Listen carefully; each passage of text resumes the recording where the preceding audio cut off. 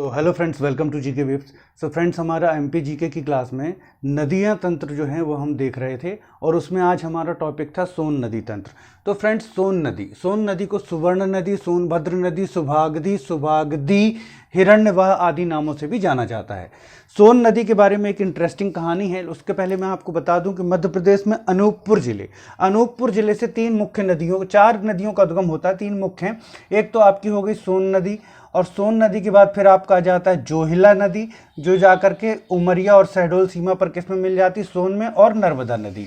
तो इन तीनों से जुड़ी हुई एक बहुत ही इंटरेस्टिंग कहानी है जो लव ट्रायंगल पर आधारित है। एक कहानी में नर्मदा जी को जो है वो राजकुमारी और जोहिला को दासी बताया गया, और दूसरी कहानी में दोनों को सखियां। बाकी कहानी सेम है। तो कहानी यह है कि सोन को पहली बात नदियों का पुरुष रूप माना गया है। ब्रह्मपुत्र नदी, दामोदर नदी, सोन नदी, ये नदियों के पुरुष रूप हैं, क्योंकि हम नदियों को अधिकतर देवियां मानते हैं। तो ऐसा कहा जाता है कि सोन और नर्मदा के मध्य जो था वो प्रेम प्रसंग था। एक बार अपना कुछ संदेश लेकर के जो नर्मदा नदी ने अपनी दासी या अपनी सखी जोहिला को सोन के पास भेजा कि आप फलाना फलाना संदेश जो है सोन को दे दीजिएगा। अब जोहिला ने कहा कि वो पहचानेंगे कैसे कि मैं आपकी संदेश वाहक हूँ, आप अपने वस्त्र दीजिए। तो नर्मदा जी के वस्त्र धारण करके जोहिला गई सोन के पास। लेकिन जब जोहिला सोन के पास गई तो सोन और जोहिला के मध्य प्रेम प्रसंग जो है वो स्टार्ट हो गया। अब जब काफ़ी दिनों तक जोहिला नहीं लौटी तो नर्मदा जी ने वो सोचा भाई क्या बात है। तो नर्मदा मिलने गई किससे, सोन से। वहाँ उन्होंने देखा कि दोनों के मध्य प्रेम प्रसंग है। नर्मदा जी ने सोन को मनाने का प्रयास किया, सोन लेकिन माना ही नहीं। तो नर्मदा जी रुष्ट होकर के पश्चिम की ओर प्रवाहित होने लगी। ये एक स्टोरी थी। तो फ्रेंड्स, अब हम आते हैं सोन नदी तंत्र में। तो सोन नदी निकलती है फ्रेंड्स अमरकंटक से। तो सोन नदी कहाँ से निकलती है, इसका जो है हम सबसे पहले आपका पूरा का पूरा उद्गम देख लेते हैं। किसी भी रूप में आपसे पूछा जा सकता है। तो सोन नदी का उद्गम होता है अनूपपुर जिला कौन सा आता है, अनूपपुर। ओके फ्रेंड्स, फिर स्थान कौन सा आता है, अमरकंटक। और श्रेणी कौन सी आती है, मैकल श्रेणी। और पर्वतमाला कौन सी है, तो सतपुड़ा पर्वतमाला। ओके, सतपुड़ा पर्वतमाला। यहां से जो है आपका सोन नदी का उद्गम होता है। सोन नदी का उद्गम अमरकंटक से होता है। अभी मैं बाकी नदियां मिटा देता हूं ताकि हमारी मुख्य नदी समझ में आए। तो अमरकंटक से उद्गमित होते हुए ये जाती है कहां पर फ्रेंड्स, आपका शहडोल जिले में जाती है। उसके बाद शहडोल और उमरिया की सीमा बनाते हुए या फिर शहडोल और सतना की सीमा से निकलती है, सतना जिले की दक्षिणी सीमा बनाती है। यहां पर इसकी दिशा, अभी आप देख रहे हैं, इसकी दिशा उत्तर पश्चिम है, लेकिन ये पूरा एक चाप बनाते हुए मुड़ जाती है और सतना के बाद फिर ये उत्तर पूर्व की ओर प्रवाहित होने लगती है और सीधी जिले के बाद सिंगरौली जिले में बहती हुई उत्तर प्रदेश में प्रवेश करती है। उत्तर प्रदेश के कौन से जिले में प्रवेश करती है, सोनभद्र जिले में प्रवेश करती है। उत्तर प्रदेश में प्रवाहित होने के बाद फिर ये झारखंड और बिहार की सीमा बनाती है। बहुत वेरी इंपॉर्टेंट, किन किन राज्यों की सीमा बनाती है, झारखंड और बिहार की सीमा बनाती है।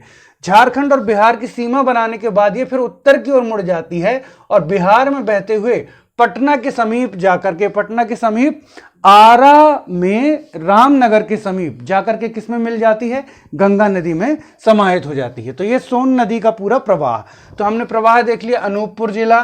ठीक है, प्रवाह में कौन कौन से आ जाएंगे आपके, अनूपपुर के बाद शहडोल के बाद फिर कौन सा आ जाएगा फ्रेंड्स, उमरिया भी टच करते हुए निकलती है तो उमरिया।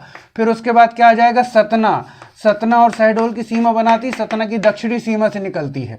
उसके बाद फिर आपका आ जाएगा सीधी के बाद फिर क्या आ जाएगा, सिंगरौली। तो इन जिलों से होकर के ये प्रवाहित होती है आपकी कौन सी, सोन नदी।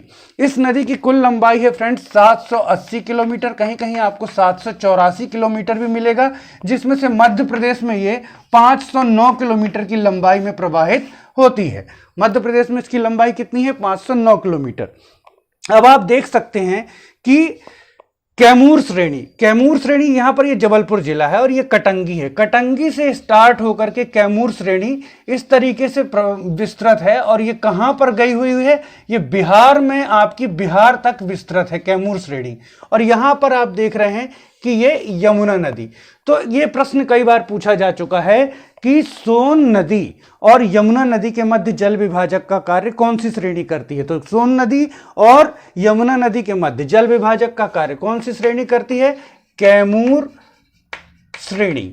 ओके फ्रेंड्स, कैमूर श्रेणी सोन नदी और आपका किसके बीच, यमुना नदी के बीच जल विभाजक का कार्य करती है। अब सोन की सहायक नदियां, सोन की सहायक नदियां, तो सोन की सहायक नदियां ये हो गया बायां तट और ये हो गया दायां तट। पहले हम बाएं तट की सहायक नदियां देख लेते हैं। तो बाएं तट की सहायक नदियां जरवाही, ओके फ्रेंड्स, फिर छोटी महानदी, छोटी महानदी और जोहिला, ये बाएं तट की सहायक हैं। जोहिला का उद्गम, जोहिला का उद्गम भी अमरकंटक से 10 किलोमीटर दूर ज्वालेश्वर कुंड से होता है और ये उत्तर पूर्वी की ओर प्रवाहित होते हुए शहडोल उमरिया सीमा में जाकर के किससे मिल जाती है, सोन नदी से इसका समागम हो जाता है जोहिला का। उसके बाद हम आते हैं छोटी महानदी। छोटी महानदी कटनी जिले के पास से प्रवाहित होते हुए बाण सागर जो डैम बना है वहां पर ही सोन नदी में विलीन हो जाती है। और एक नदी आती है आपकी जरवाही। तो ये तीनों नदियां हो गई बाएं तट की सहायक। दाएं तट की सहायक, दाएं तट की जो सहायक नदियां हैं फ्रेंड्स, उनका उद्गम अधिकांश नदियों का जो है वो छत्तीसगढ़ है। इसमें प्रमुख कौन कौन सी आ जाती हैं, तो बनास नदी, गोपद में कॉमा के अंदर लिख रहा हूं, क्यों लिख रहा हूं ये बाद में पता चलेगा, और रिहंद नदी और कान्हर या कन्हेर नदी, कान्हर या कन्हेर नदी। तो बनास नदी, फ्रेंड बेटा थोड़ा फोकस कर देना।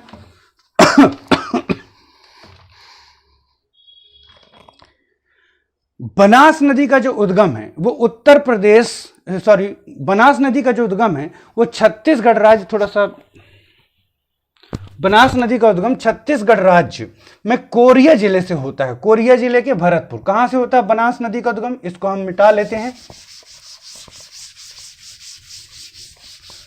सो फ्रेंड्स, दाएं तट की सहायक नदियां, बनास नदी, बनास नदी कहां से निकलती है, तो बनास नदी निकलती है मांझटोली, मांझटोली पहाड़ी से, मांझटोली पहाड़ी से। कहां पर है, तो ये भरतपुर, कोरिया जिला, छत्तीसगढ़ में है, जिसको हम सीजी बोलते हैं, छत्तीसगढ़ में है। यहां से बनास नदी का उद्गम होता है और बनास नदी यहां से उद्गमित होते हुए फिर क्या होता है आपका उत्तर पूर्व की ओर प्रवाहित होते हुए, ओके, फिर ये शहडोल और सतना की सीमा के पास जाकर के किस में मिल जाती है, सोन नदी में मिल जाती है, ओके, बनास नदी। दूसरा आता है गोपद नदी, गोपद नदी, ध्यान दीजिएगा, इसका उद्गम भी सोनहट पहाड़, कौन से पहाड़ से, सोनहट पहाड़, सोनहट पहाड़, और सेम कौन सा जिला, कोरिया जिला छत्तीसगढ़ से होता है, कोरिया जिला छत्तीसगढ़ से होता है गोपद नदी का उद्गम। और गोपद नदी किसकी सहायक नदी है, गोपद नदी सहायक नदी है आपकी बनास की, इसका समागम हो जाता है बनास में, ओके फ्रेंड्स। फिर मोस्ट इंपॉर्टेंट जो है इसकी सहायक नदी वो है रिहंद, रिहंद का उद्गम, रिहंद का उद्गम कहां से होता है, तो थोड़ा फोकस कर दीजिए, आप लोग चाहें तो स्क्रीनशॉट ले सकते हैं फ्रेंड्स। हो गया, छुरी मतिरिंगा पहाड़ी, रिहंद नदी का उद्गम कहां से होता है, छुरी मती रिंगा, छुरी मती रिंगा पहाड़ी, छुरी मती रिंगा पहाड़ी, और कहां पर, सरगुजा, सरगुजा अंबिकापुर के निकट से होता है, अंबिकापुर, सरगुजा अंबिकापुर के निकट से होता है, छुरी मती रिंगा पहाड़ी, सरगुजा अंबिकापुर के निकट से होता है रिहंद नदी का उद्गम। और रिहंद नदी यहां से उद्गमित होते हुए आपका मध्य प्रदेश में सिंगरौली जिले के थोड़ी से भाग से प्रवाहित होती है और फिर उत्तर प्रदेश की ओर मुड़ जाती है और उत्तर प्रदेश के सोनभद्र जिले में किस में मिल जाती है, उत्तर प्रदेश के सोनभद्र जिले में जाकर के ये मिल जाती है आपकी सोन नदी से, ठीक है ना। तो सोनभद्र जिला, सोनभद्र जिला में मिलती है, किससे मिलती है, सोन नदी से, कौन सी नदी, रिहंद नदी। अब फ्रेंड्स ये तो हो गई इसकी सहायक नदियों की बात। अब अगर हम बात करें तो इसकी मुख्य मुख्य परियोजना है, तो सबसे पहले तो आपकी परियोजना जो एक बहुत ही इंपॉर्टेंट परियोजना है वो है बाण सागर परियोजना। कौन सी परियोजना है फ्रेंड्स, बाण सागर परियोजना।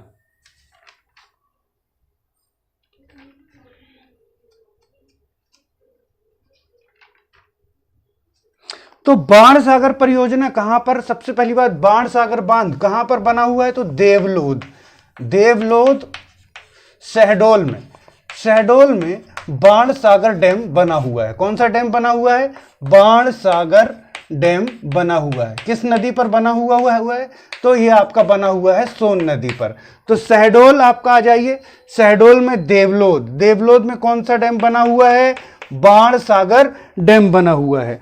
और बाणसागर डैम जो है आपका लगभग 1978 में इसमें जो है इसकी नींव रखी गई थी। इसकी नींव कब रखी गई थी? 1978। लेकिन परियोजना बहुत लंबी चली।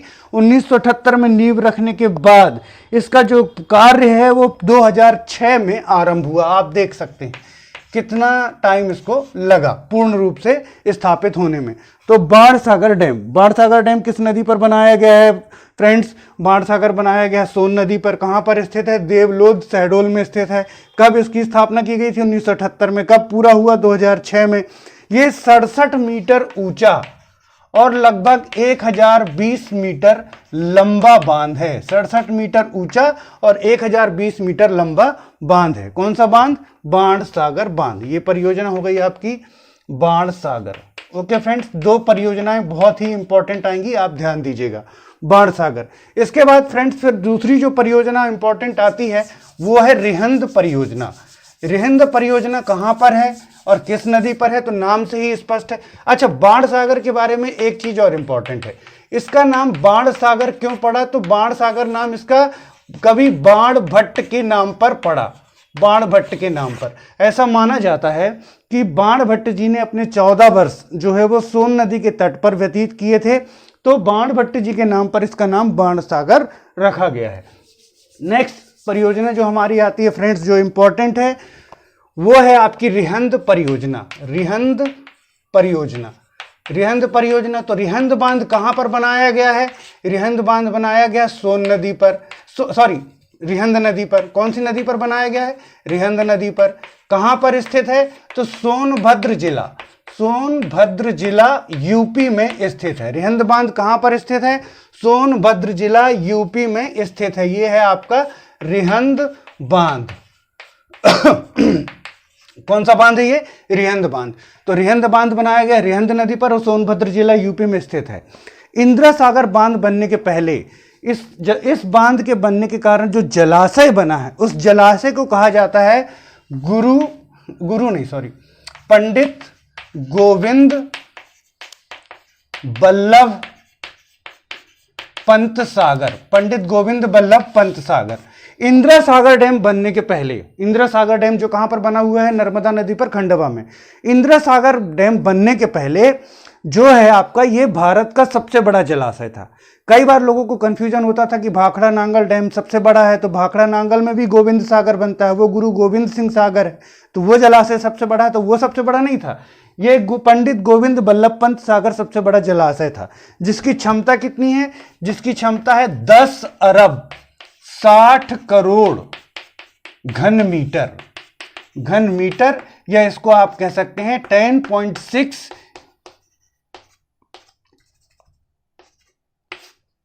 घन किलोमीटर। मतलब 10 किलोमीटर लंबा, चौड़ा और गहरा इससे एक जलाशय बनाया जा सकता है।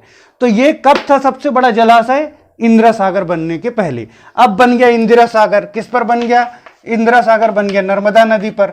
तो इंदिरा सागर की क्षमता है 12 अरब और 20 करोड़ घन मीटर, मतलब 12.2 क्यूब, ठीक है ना, किलोमीटर, या 12.2 घन किलोमीटर। तो इससे 12.2 किलोमीटर लंबा, चौड़ा और गहरा जलाशय बनाया जा सकता है। मतलब 12 किलोमीटर लंबाई चौड़ाई में मैरियाना ट्रेंच से भी गहरा एक जलाशय बनाया जा सकता है। तो यह है इंदिरा सागर बांध। तो आपको क्लियर हो गया होगा कि अब सबसे बड़ा जलाशय कौन सा है? इंदिरा सागर बांध है।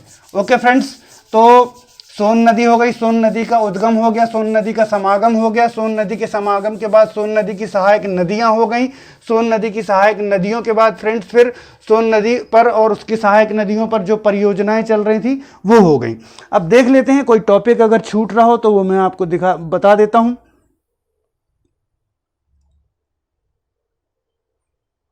ओके, रिहंद परियोजना आपको मैंने बताया कि बाणसागर 1978 में प्रारंभ हुई थी और 2006 में कंप्लीट हुई।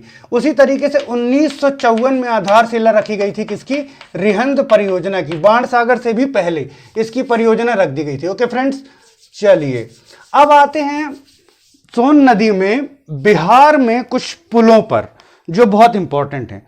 तो सोन नदी पर एक पुल बना हुआ है, रेलवे ब्रिज, जिसको हम कहते हैं नेहरू सेतु। नेहरू सेतु। ओके फ्रेंड्स, ये वर्ष 1900 में बनाया गया था। 1900 में मतलब 122 साल पहले ये बनाया गया था। वर्ष 1900 में बनाया गया था। और जब इसका ये लगभग 3057 मीटर लंबा है। 3057 मीटर लंबा मतलब 3 किलोमीटर लंबा ब्रिज है। कौन सा ब्रिज है ये रेलवे ब्रिज है। ओके, रेलवे ब्रिज है। कहां पर बनाया गया है, तो ये लगभग डेहरी ऑन सोन, बिहार में एक जगह है जिसे डेहरी ऑन सोन कहते हैं। जिला पड़ता है रोहतासगढ़।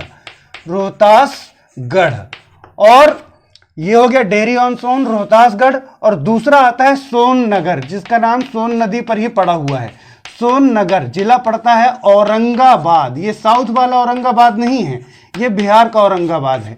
इन दोनों के मध्य, इन दोनों को जोड़ता है, इन दोनों को जोड़ता है। ठीक, इन दोनों के मध्य सोन नदी पर बनाया गया है। और किस किस को जोड़ता है, डेहरी ऑन सोन रोहतासगढ़ और सोन नगर औरंगाबाद को जोड़ता है। 3057 मीटर लंबा रेलवे ब्रिज है।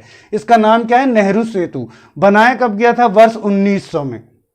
अपने निर्माण के समय यह भारत का सबसे लंबा और विश्व का दूसरा सबसे लंबा पुल था। कब, निर्माण के समय। और अरसे तक इसको भारत के सबसे लंबे ब्रिज होने का दर्जा प्राप्त रहा। लेकिन उसके बाद फिर साउथ में एक ब्रिज बन गया तो वो सबसे लंबा पुल हो गया। अभी आप बताइए भारत का सबसे लंबा पुल कौन सा है। आपको दो सेकंड का टाइम देते हैं क्योंकि जल्दी जल्दी बढ़ना भी है। सोचिए भारत का सबसे लंबा पुल कौन सा है। सो फ्रेंड्स, अगर आप भूपेन हजारिका पुल सोच रहे हैं तो आप बिल्कुल सही हैं। तो भारत का वर्तमान में सबसे लंबा पुल कौन सा है, वर्तमान में भारत का सबसे लंबा पुल है भूपेन हजारिका पुल। भूपेन हजारिका पुल किस राज्य में है, असम में। फोकस कर देना बेटा। तो वर्तमान में भारत का सबसे लंबा पुल है भूपेन हजारिका पुल, जो कि असम में स्थित है। इसको ढोला सादिया पुल भी कहा जाता है। इसको ढोला और सादिया को जोड़ता है असम में, तो ढोला सादिया पुल भी कहा जाता है। 9150 मीटर कहीं इसकी क्या है, लंबाई है। 9150 मीटर। कौन सी नदी पर बनाया गया है, लोहित नदी। कौन सी नदी पर बनाया गया है, लोहित नदी। और लोहित नदी पर निर्मित यह पुल भारत का वर्तमान में सबसे लंबा पुल है। इसको हम इंजीनियरिंग का एक चमत्कार कह सकते हैं। इस पुल को बनाने के लिए भारत ने अनेक विकसित देशों से बात की थी, लेकिन उन्होंने हाथ खड़े कर दिए थे। तब भारत ने इसको स्वयं तैयार किया है। इसको इंजीनियरिंग का एक चमत्कार कहा जाता है, क्योंकि ब्रह्मपुत्र नदी का प्रवाह और उसकी सहायक नदियों का प्रवाह बहुत तीव्र है। तीव्रता से याद आया, हम सोन नदी पढ़ रहे थे। सोन नदी में भी आप ये ध्यान रखेंगे कि सोन नदी का प्रवाह भी तीव्र है। सोन नदी जहां प्रवाहित होती है वो ढाल लगभग 35 से 55 सेंटीमीटर प्रति किलोमीटर की ढाल वाले क्षेत्र में प्रवाहित होती है, जो नदी के लिए काफी तीव्र ढाल मानी जाती है। सो फ्रेंड्स, भूपेन हजारिका पुल हो गया भारत का सबसे लंबा पुल। अब इसी के निकट, सोन नदी के निकट लेकिन गंगा में भी एक पुल बना हुआ है, और चूंकि वो बहुत कंफ्यूज करता है इसलिए उसको वो हम यहां देख लेते हैं। वो है महात्मा गांधी सेतु। महात्मा गांधी सेतु। ओके, ये किस पर बना हुआ है, गंगा नदी पर बना हुआ है महात्मा गांधी सेतु। इसकी लंबाई कितनी है, तो इसकी लंबाई है लगभग 5750 मीटर। कितनी लंबाई है, 5750 मीटर।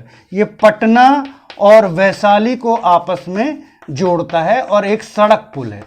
सड़क पुल, रेलवे ब्रिज नहीं है ना, सड़क पुल है। पटना और वैशाली को आपस में जोड़ता है, और इसकी स्थापना जो है 1982 में श्रीमती इंदिरा गांधी जी द्वारा की गई थी। तो 3 ब्रिज आपने देख लिए फ्रेंड्स। नेहरू सेतु सोन नदी वाला, सबसे लंबा पुल भारत का भूपेन हजारिका पुल लोहित नदी पर असम में, और महात्मा गांधी सेतु बिहार में किस नदी पर, गंगा नदी पर। ओके फ्रेंड्स, तो यहां पर हम जो ब्रिज का टॉपिक है हमारा वो पूरा होता है।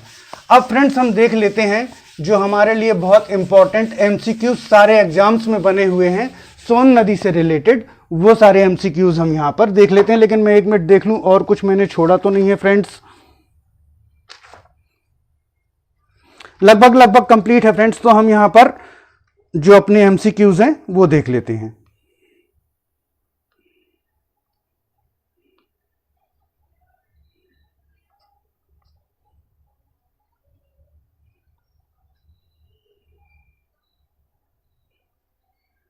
ओके फ्रेंड्स, तो ये पहला क्वेश्चन हमारा आ रहा है फ्रेंड्स, ये बना हुआ है, ओके पहला क्वेश्चन बना हुआ है फ्रेंड्स एमपीपीएससी 1996 में।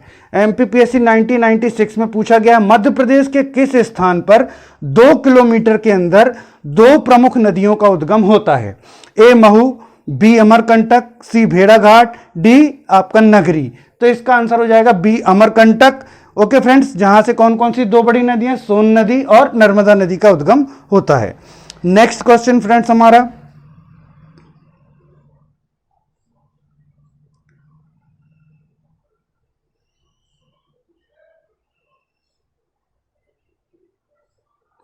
नेक्स्ट क्वेश्चन है फ्रेंड्स, बाणसागर बांध परियोजना निम्नलिखित में से कौन राज्य संयुक्त उद्यम नहीं है? छत्तीसगढ़, मध्य प्रदेश, बिहार, उत्तर प्रदेश। तो फ्रेंड्स बाणसागर परियोजना जो है वो एक समय एशिया की सबसे बड़ी परियोजनाओं में थी, लेकिन अब खैर उससे भी बड़ी परियोजनाएं स्थापित हो चुकी हैं। और आपका इसमें पूछा गया है कि किन किन राज्यों की संयुक्त परियोजना है बाणसागर परियोजना। तो ये एमपी, यूपी और बिहार, एमपी, यूपी और बिहार की संयुक्त परियोजना है। कौन सी? बाणसागर परियोजना। तो इसमें आ जाएगा answer Chhattisgarh. Okay friends, next question ये पूछा गया फ्रेंड्स जेल डिपार्टमेंट जेल प्रहरी एग्जाम 2018 में पूछा गया है। निम्नलिखित में से कौन सी नदी अमरकंटक पठार से उद्गमित नहीं होती? सोन नदी ए, बी बेतवा नदी, सी जुहिला नदी, डी नर्मदा नदी। तो बेतवा नदी, हमको मालूम है बेतवा नदी कहां से? रायसेन के कुमरा गांव से उद्गमित होती है, रायसेन के कुमरा गांव से। ओके फ्रेंड्स, फिर नेक्स्ट क्वेश्चन, कछुओं की दुर्लभ प्रजातियां डैश नदी में पाई जाती हैं। एक तो मैंने आपको जो लास्ट क्लास है उसमें बताया था केन नदी में भी है, लेकिन यहां पर ऑप्शन में केन नदी नहीं है। यहां है ए चंबल, बी सोन, सी जामनी, डी चंबल दो बार दे दिया, डी में भी चंबल। ओके, इसमें आंसर आपका हो जाएगा सोन नदी। सोन नदी में भी कछुओं की दुर्लभ प्रजाति पाई जाती है। नेक्स्ट क्वेश्चन फ्रेंड्स, ये पूछा गया है पीईबी एएनएम 2016 में। क्वेश्चन है को स्वर्ण कहा जाता है? तो अभी हमने देखा कि सोन नदी को सुवर्ण, सुभागदी या सुभागधी, है ना, हिरण्यवाह, फिर आपका स्वर्ण, सोनभद्र आदि नामों से भी जाना जाता है। अब इसके पीछे भी एक कहानी है कि इसको सोन नदी क्यों कहा जाता है। कुछ जो आपके विद्वान हैं उनका या कुछ इतिहासकारों को मानना है कि प्राचीन काल में इसमें सोना मिलता रहा होगा, इसलिए इसे सोन नदी कहा जाता है। लेकिन मुख्य कारण यह है कि इसका जो बालू है, इसकी जो तटीय बालू है वो पीले और चमकीले कलर की होती है जो सोने का आभास देती है, इसलिए इस नदी को सोन नदी भी कहा जाता है। किसके कारण कहा जाता है? इसकी तटीय जो बालू है वो पीले और चमकीले रंग की होती है, जिसके कारण इस नदी को आपका कहा जाता है सोन नदी। एक और यहां नामों की चर्चा कर रहे हैं तो सोवा नाम भी इसका आता है फ्रेंड्स। सोवा किसने कहा है? तो टॉलेमी द्वारा इस नदी को क्या कहा गया है? सोवा कहा गया है। ओके फ्रेंड्स, चलिए नेक्स्ट क्वेश्चन पर चलते हैं। ये क्वेश्चन हमने कर लिया है ना? हाँ, कर लिया है। नेक्स्ट क्वेश्चन हमारा, सो फ्रेंड्स नेक्स्ट क्वेश्चन हमारा है मैकल श्रेणी में उत्पन्न होने वाली नदियों के नाम बताइए। ए नर्मदा व ताप्ती, बी नर्मदा और सोन, सी सोन व कश्यप, डी कावेरी व सिंधु। तो मैकल श्रेणी आपको मालूम है नर्मदा और सोन, ऑप्शन बी इसका राइट आंसर हो जाएगा। नेक्स्ट क्वेश्चन, केवई और जोहला नदियों में क्या समानता है? दोनों नर्मदा की सहायक हैं, दोनों का उद्गम स्थान मैकल पहाड़ी है, दोनों वितरिका हैं और बहकर अरब सागर में मिलती हैं, दोनों ग्वालियर की नदियां हैं। तो इसका है दोनों का उद्गम स्थान मैकल पहाड़ी है। केवई और जोहिला नदियों में क्या समानता है? दोनों का उद्गम स्थल कौन सा है? आपका मैकल पहाड़ी है। ओके, मैकल पहाड़ी। ओके, इसकी सहायक नदियों में जोहिला आई तो मुझे एक बात और ध्यान आ गई, इसकी एक सहायक नदी है बनास, और आपको ध्यान होगा कि बनास नाम की एक और नदी है जो कहां पर, जो पश्चिम में, बेटा यहां फोकस करना, जो पश्चिम में आपका चंबल नदी की सहायक है बनास। इसका उद्गम अरावली की आबू पहाड़ियों के निकट नाग पहाड़ी से होता है और ये चंबल में मिलती है, इसका नाम भी बनास है। और इस यहां पर आपका एक बनास नदी किसकी सहायक है? सोन नदी की भी सहायक है। ओके फ्रेंड्स, नेक्स्ट क्वेश्चन ये बनाया PBNM 2016 में और पूछा गया केवई नदी किस नदी में मिलती है? ए सोन, बी खान, सी जोहिला, डी गंभीर। तो इसका आंसर है सोन नदी। ओके फ्रेंड्स, फिर नेक्स्ट क्वेश्चन लगभग कंप्लीट हो गए हैं फ्रेंड्स। ओके, तो ये थे हमारे MCQs जो सोन नदी से रिलेटेड थे फ्रेंड्स। यहां पर हमारी उत्तर भारत की ओर जाने वाली नदियां, ठीक है ना, उत्तर भारत की ओर जाने वाली नदियां कंप्लीट हो जाती हैं। हमने सबसे पहले फ्रेंड्स यहां पर फोकस करना है बेटा, चंबल नदी तंत्र पूरा देख लिया था। उसके बाद फिर फ्रेंड्स हमने यहां पर आपका सिंध नदी तंत्र को भी पूरा देख लिया था। ओके, चंबल सिंध। उसके बाद हमने बेतवा नदी तंत्र भी पूरा देख लिया था। इसके बाद हमने जो केन नदी तंत्र है वो भी पूरी तरीके से कंप्लीट कर लिया। यहाँ पर आपको मैंने मंदाकिनी और फिर आपको टोन्स नदी के बारे में भी बताया फ्रेंड्स, जो टोन्स नदी है आपकी उसके बारे में भी बताया। फिर आज हमने कंप्लीट कर लिया क्या फ्रेंड्स, अपना सोन नदी तंत्र। तो उत्तर भारत की ओर जाने वाली नदी तंत्र पूरे लगभग कंप्लीट हो गए हैं फ्रेंड्स। अब मोस्ट इंपॉर्टेंट MP के लिए नेक्स्ट क्लास में हम करेंगे नर्मदा नदी तंत्र। तो आप में से कोई भी छोड़िएगा नहीं, बहुत इंपॉर्टेंट है और यहाँ से बहुत सारे आपको प्रश्न मिलेंगे और एग्जाम के दृष्टिकोण से बहुत ही महत्वपूर्ण है, ना सिर्फ मध्य प्रदेश के दृष्टिकोण से बल्कि जो हमारे नेशनल लेवल के एग्जाम्स होते हैं उनके दृष्टिकोण से भी बहुत महत्वपूर्ण है नर्मदा नदी तंत्र। तो नेक्स्ट क्लास में हम वो करेंगे friends. Okay friends, thanks for watching.